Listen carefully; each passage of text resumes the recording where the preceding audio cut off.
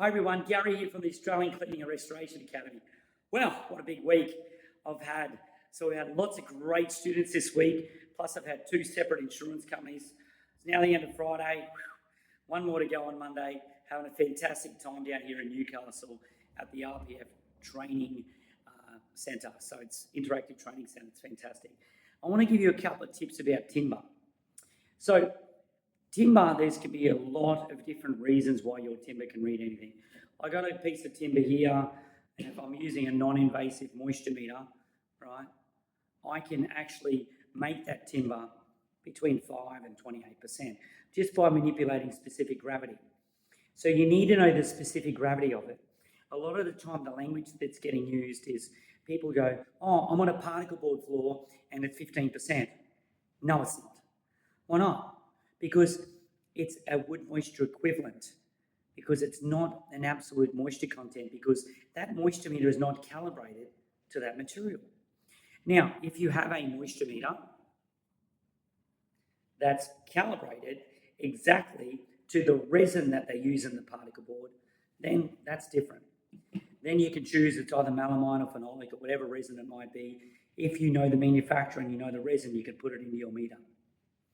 Now, if you want to also look at, another thing is specific gravity, knowing what specific gravity. So when you're using non-invasive, you've got a couple of great options here, one from Tremex and then one from Garn, a couple of great options here that can set the specific gravity to do non-invasive. But then when you're doing invasive, you need to have a temperature correction.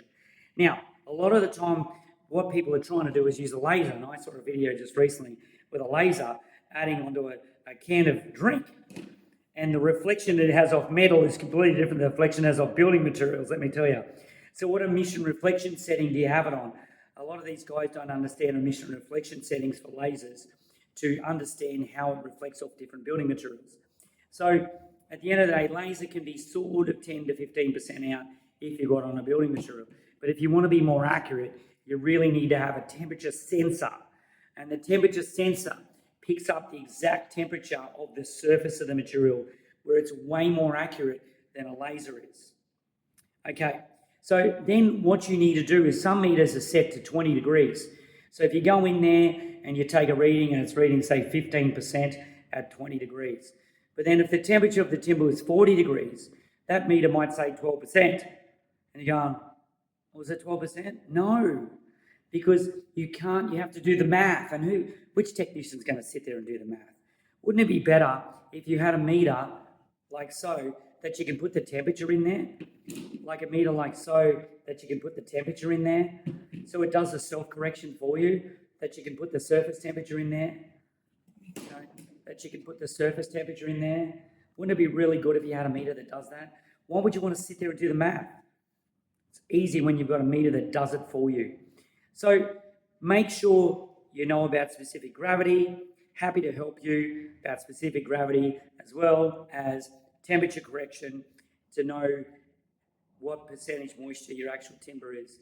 Are you taking an equivalent reading? If you are, you have to go to an unaffected area. Like example, if I wanted to go to particle board floor and we'll go to the unaffected area and it might say 15%, and you'll say 15% wood moisture equivalent, and then you might have it set on Douglas fir or pine, even though it's not one of those, because maybe I've got a meter that doesn't have the different types of particle boards on there.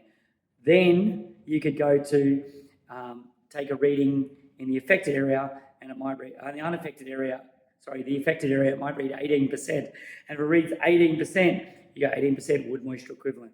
So hope those tips are good. Hope you have a great weekend. We're going to talk soon and talk soon on the next event.